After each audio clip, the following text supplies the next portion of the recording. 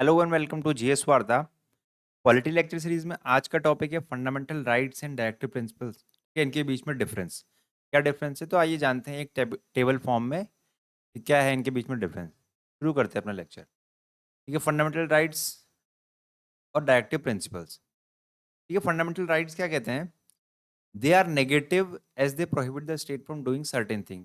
ठीक है, इन ये नेगेटिव होते हैं। नेगेटिव कहने का मतलब है कि फंडामेंटल राइट्स क्या करते हैं, देखिए अगर मान लीजिए गवर्नमेंट अगर कोई बिल या एक्ट लेकर आती है और उससे क्या फंडामेंटल राइट को नुकसान पहुंचता है तो ये रोका जाता है, सरकारों को क्या कहता है, रोका जाता है इसके लिए कि क्या है कि इस बिल को या ठीक है कहीं पर भी कोई सरकार के किसी एक्ट से आपके फंडामेंटल राइट्स अगर छिन जाते हो आपसे तो क्या सरकारों को रोका जाता है इसमें। ठीक है, तो क्या है ये नेगेटिव है, रोकती है ये। ठीक है, सरकारों को। ठीक है, वहीं देखिए डायरेक्टिव प्रिंसिपल्स क्या है, वो पॉजिटिव है। पॉजिटिव कहने से मीनिंग है कि they require the state to do certain things. देखिए जैसे डायरेक्टिव प्रिंसिपल नेम में ही लिखा है कि directive principle of state policy. इसका पूरा नेम क्या होता है? देखिए डायरेक्टिव प्रिंसिपल्स को directive principle of state policy कहते हैं। देखिए स्टेट को क्या है, स्टेट अपनी पॉलिसी बनाते समय उनको क्या डायरेक्टिव है कि क्या है वो उन प्रिंसिपल्स का ध्यान रखे। तो क्या है, ये पॉजिटिव है, सरकारों को कुछ करने पे मजबूर करती है कि अच्छा आपने ये भी करना है, इन पॉलिसीज का ध्यान रखना है। ठीक है, वेलफेयर स्टेट की बात करनी है। ठीक है, अ, जैसे कौन-सी पॉलिसीज़ थी, वो प्रिंसिपल हमने पहले भी पढ़ चुके हैं हमने वो वाले।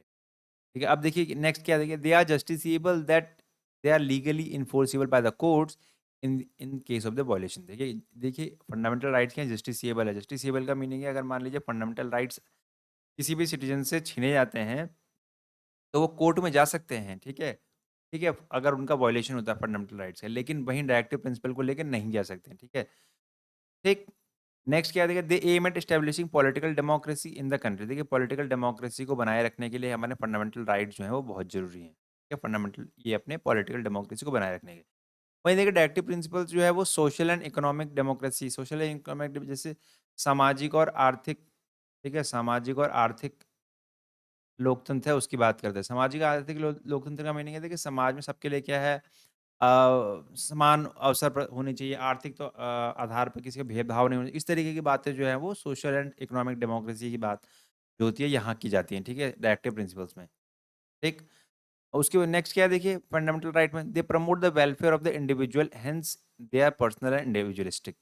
देखिए फंडामेंटल राइट में देखिए इंडिविजुअल की बात की जाती है। ठीक है, किसी पर्सन के फंडामेंटल राइट नहीं छीने जाए। ठीक है, तो ये क्या पर्सनल है, थोड़े से इंडिविजुअलिस्टिक है। लेकिन वहीं जो है वो डायरेक्टिव प्रिंसिपल प्रिंसिपल में to promote the welfare of community, हम कहते हैं कि वहाँ पर कम्युनिटी का भला होना चाहिए, सोसाइटी का भला होना चाहिए। ठीक है, वहाँ पर तो ये थोड़े से क्या है, सोसाइटेरियन है। ठीक है, सोशलिस्टिक बात करते हैं यहाँ पर।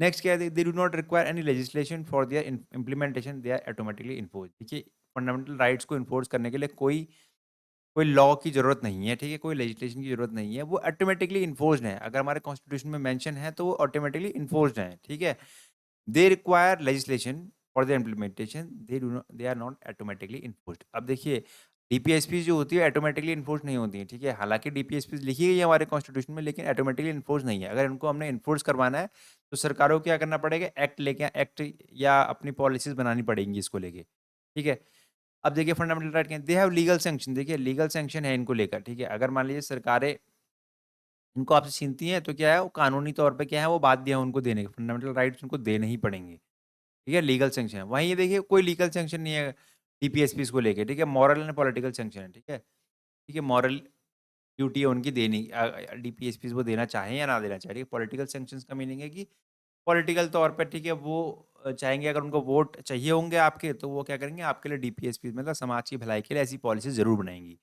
ठीक है, नेक्स्ट क्या है, देखिए लास्ट पॉइंट है, देखिए the court are bound to declare a law violative of any of the fundamental rights as unconstitutional and invalid.